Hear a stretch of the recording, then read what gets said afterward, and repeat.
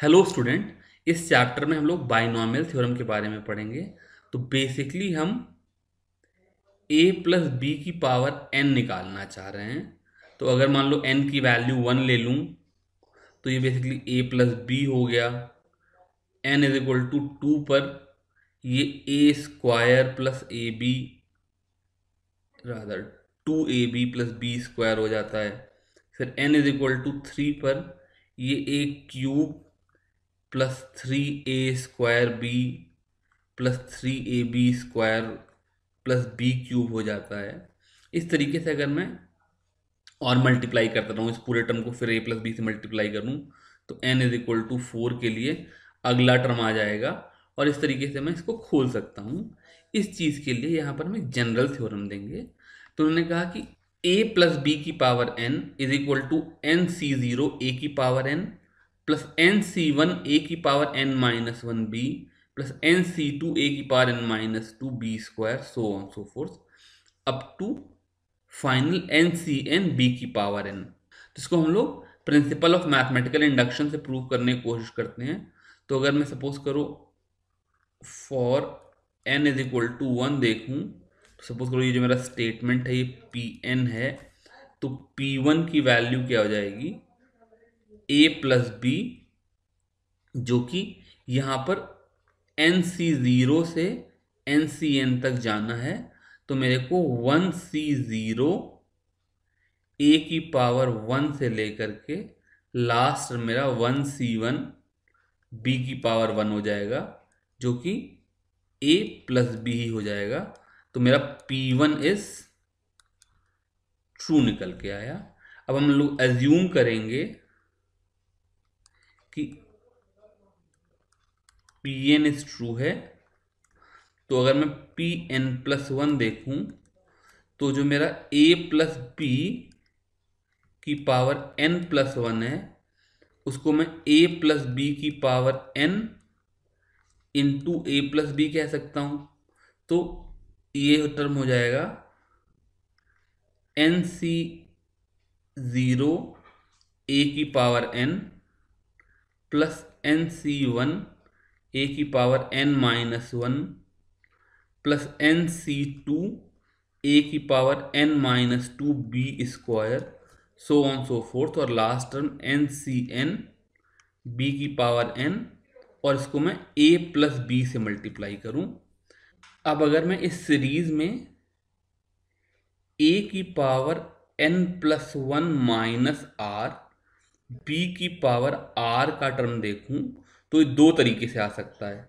या तो यहां से a की power n minus r b की पावर r मिले और यहां से इंटू ए मिले, या फिर a की power n plus one minus r into b की पावर r माइनस वन हो इंटू इधर से b मिले।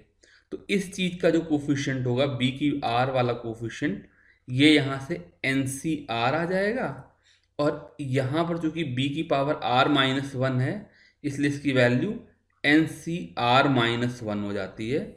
और मुझे एक प्रॉपर्टी पता है जहाँ पे NCR plus NCR minus one is equal to n plus one CR होती है।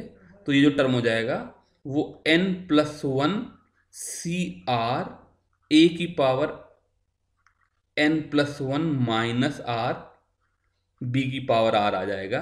इसलिए हम इंडक्शन से शो कर सकते हैं कि ये statement P n plus one के लिए भी ट्रू है। अब अगर हम ध्यान से देखें तो जो मेरा a प्लस बी की पावर n बन करके निकला इसकी वैल्यू उन्होंने एनसीईआरटी में k के टर्म में लिख दी, पीछे r के टर्म में लिख रहे थे पर बात एक ही है। इसकी वैल्यू एन सी के a की पावर n माइनस के b की पावर k है, जहाँ पे k की वैल्यू 0 से n तक वेरी कर रही है। उसको इस सीरीज को मैं खोलूंगा तो पहला term a n c zero a की पावर n b की पावर k हो जाएगा। अगला term n c one a की power n minus one b की पावर वन हो जाएगा, सॉरी बी की पावर 0 है। उसका अगला term n c two a की power n minus two b square हो जाएगा और ऐसे ही last term n c n a की पावर एन माइनस एन, जो कि बेसिकली ए की पावर 0 होगा, इंटू बी की पावर एन हो जाएगा। अब इस बी की पावर 0 को तुम 1 लिख लो और ए की पावर 0 को भी 1 लिख लो, तो ये वही सीरीज बन जाएगी जो हम लोगों ने पीछे सीरीज पढ़ी थी। यहाँ पर अगर मैं देखूँ तो जो टर्म एन सी के है इसको मैं बाइनोमियल कोफिशिएंट कहता हूँ, और इस पूरे सीक्वेंस को अगर मैं देखूँ तो इसमें a प्लस बी की पावर n में n प्लस 1 टर्म होंगे, मतलब a प्लस बी में 2 टर्म, a प्लस बी के स्क्वायर में 3 टर्म, a प्लस बी के क्यूब में 4 टर्म, इस तरीके से a प्लस बी की पावर n में n प्लस 1 टर्म होंगे। अब हमने क्या किया, इसके कुछ स्पेशल केसेस कर लिए। जैसे मेरे पास a प्लस बी की पावर n था, वैसे अगर मेरे पास x माइनस वाई की पावर n हो तो बेसिकली मैं इसको a प्लस बी की पावर n ही लिख सकता हूं, जहां पर x a की जगह पर आ जाएगा और माइनस वाई बी की जगह पे आ जाएगा।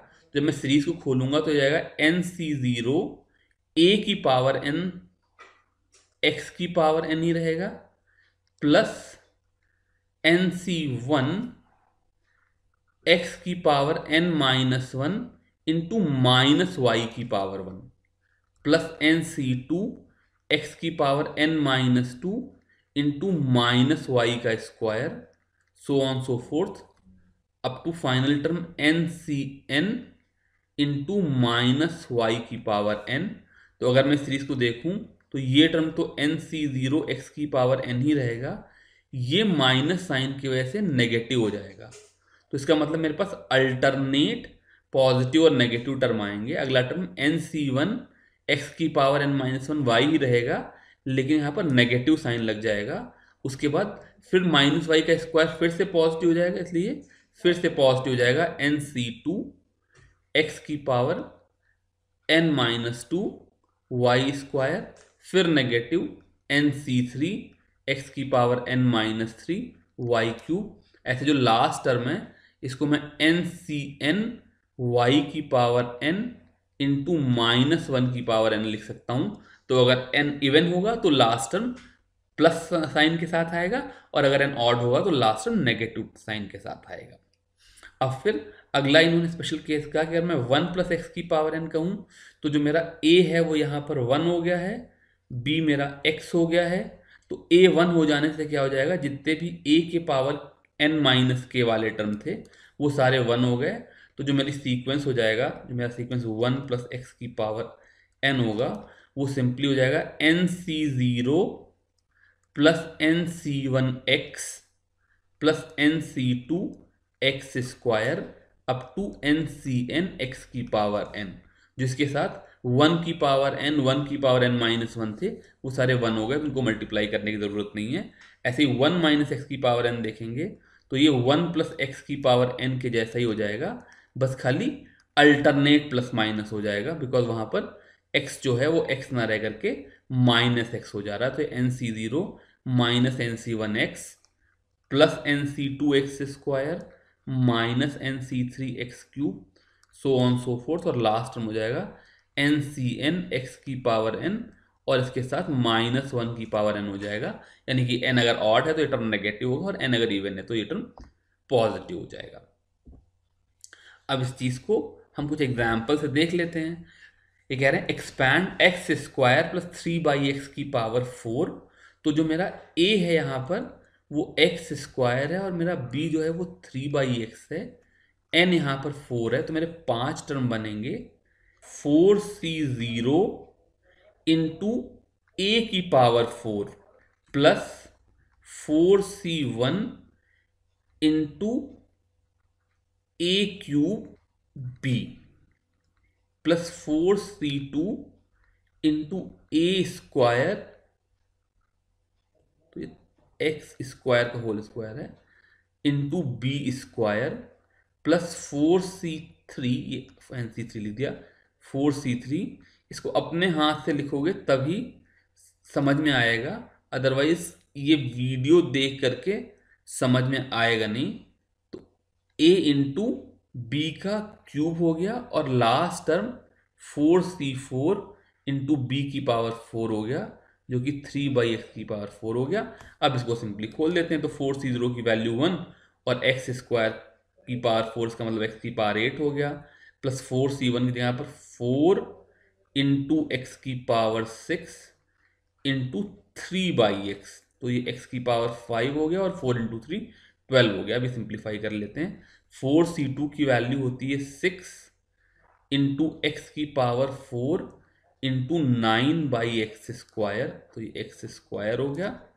फिर 4c3 की वैल्यू फिर से 4x² इंटू 27/x³, ये डिनोमिनेटर में x हो गया, प्लस 4c4 तो होता है 1 इंटू 3 की पावर 4 81/x⁴, तो ये सिंप्लीफाई होकर के हो गया x की पावर 8 प्लस 12x की power 5 plus 6 into 9 54x² plus 27 4 जा 108/x और प्लस 81, और यहाँ पर ये x की पावर 4 है अपॉन x की पावर 4। तो कुछ करना नहीं है, a को x², b को 3/x लिख करके एक्सपैंड कर लेना है और फिर एक्सपोनेंट के बेसिक कंसेप्ट लगा करके चीज़ों को मल्टीप्लाई कर लेना है। अगला जो बाइनोमियल थ्योरम का यूज आया, इन्होंने कहा कंप्यूट 98 की पावर 5। तो एक तरीका ये है ही कि मैं 98 को 5 बार मल्टीप्लाई करूं। दूसरा क्या है कि चूंकि मुझे 100 का स्क्वायर 100 का क्यूब करना आसान है, इसलिए मैं 98 को 100 - 2 लिख लूँ। तो जो टर्म हो गया 98 की पावर 5, ये 100 - 2 की पावर 5 हो गया। अब फिर यहाँ पे 6 टर्म्स हो जाएंगे क्योंकि यहाँ पे पावर 5 है। 5c0 इंटू 100 को मैं 10⁻² लिख दे रहा हूं, तो 10⁻² की पावर 5 यानी कि 10⁻10। अब चूंकि यहां पर माइनस साइन लगा हुआ है इसलिए अल्टरनेट प्लस माइनस होगा, तो -5c1 10 की पावर 8 100 की पावर 4 इंटू 2 प्लस 5c2 10 की पावर 6 इंटू 2² -5c3 10 की power 4 into 2³ plus 5c4 into 10² into 2 की पावर 4 और आखिरी टर्म -5c5, 10 वाला टर्म इसमें नहीं आएगा, 2 की पावर 5। अब ये तो 10⁻10 ही रहेगा। ये 5c1 5 इंटू 2 10 हो जाता है, तो -10⁹ प्लस 5c2 की वैल्यू 10 हो जाती है, तो 10⁻7 हो गया और साथ में 4 इंटू 10⁻7 हो गया, -5c3 की वैल्यू फिर से 10 हो जाती है, तो ये 10⁵ हो गया, तो -8 इंटू 10⁵ हो गया, और फिर ये 5 और 2 की पावर 4 16, तो 16 5 जा 80 और 10, तो ये प्लस 8 इंटू 10⁻3 हो गया, और ये लास्ट टर्म -5c5 तो 1 है, -32 आ गया। ये सारे टर्म आ गए, इनको ऐड और सब्ट्रैक्ट करके आंसर निकाल लेना। अब हम लोग बाइनोमियल थ्योरम का यूज करके इस प्रॉब्लम को सॉल्व करेंगे। कह रहे हैं विच इज लार्जर, 1.01 की पावर, यहाँ पर 3 और 3 6 जीरो है, मतलब 1.01 की पावर 10 लाख या 10,000। तो ऐसे तो बता पाना बहुत मुश्किल है, लेकिन अगर मैं 1.01 की पावर 10 लाख को बाइनोमियल थ्योरम से एक्सपैंड करूं, तो ये बेसिकली 1 प्लस 0.01 की पावर 10 लाख हो जाएगा। तो ये हो जाएगा NC0 1 की पावर 10 लाख, तो 1 ही रहेगा। फिर अगला टर्म हो जाएगा NC1 इंटू 0.01, फिर अगला टर्म हो जाएगा NC2 इंटू 0.01 का स्क्वायर। इस तरह से टर्म होंगे। अब इसमें अगर मैं खाली इस टर्म को देखूं, यहाँ पर मेरा n जो है वो 10 लाख है, तो NC1 जो हो जाएगा वो n ही हो जाएगा, which will be like 10 lakh into 0.01।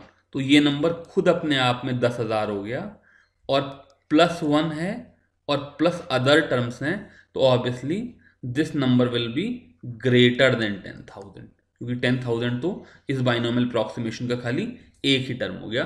तो इस तरीके से हम बिना एक्चुअली उसकी वैल्यू एग्जैक्ट कैलकुलेट किए कंपेयर करके बता सकते हैं कि ये नंबर 10,000 से बड़ा है। ये लास्ट एग्जाम्पल कर लेते हैं। कह रहे हैं using binomial theorem prove that 6 की power n minus 5n always leaves a remainder 1 when divided by 25। तो ये जो 6 की पावर n माइनस 5n है, इसको मैं क्या करूंगा, 1 प्लस 5 की पावर n माइनस 5n लिख देता हूं। तो अब फिर इस 1 प्लस 5 की पावर n के लिए मैं वही 1 प्लस एक्स की पावर n वाला एक्सपेंशन करूं, तो इसकी वैल्यू हो जाएगी, पहला टर्म आ जाएगा 1, फिर दूसरा टर्म आ जाएगा nc1 5, फिर अगला टर्म आ जाएगा nc2 5 स्क्वायर, प्लस अगला टर्म आ जाएगा nc3 5 cube, up to ncn 5 की पावर n और माइनस 5n, ये वाला 5n आ गया। अब यहां पर जो nc1 है इसकी वैल्यू भी n ही होती है, तो ये 5n और ये 5n कैंसिल हो गए, तो ये सीरीज बनी है वही 1 plus nc2 5 square plus nc3 5 cube, so on so forth up to ncn 5 की पावर n। तो ये जो पूरा 1 को छोड़ करके बाकी चीजें, इसमें 5 स्क्वायर 5 क्यूब टाइप के टर्म है, तो इसको मैं 1 plus 25 into nc2 plus nc3 into 5 so on so forth up to ncn की इंटू 5 की पावर n माइनस 2 कर सकता हूँ। तो जब मैं इसको 25 से डिवाइड करूंगा तो ये 25 और बाई 25 कट जाएगा, और यहाँ पर 1 जो होगा ये रिमाइंडर बच जाएगा। इस तरीके से हम बाइनोमियल थ्योरम को यूज़ करके ये प्रॉब्लम सॉल्व कर सकते हैं। हमारे सारे एग्जाम्पल्स हो गए, अब आप लोग एक्सरसाइज करो। Thank you very much.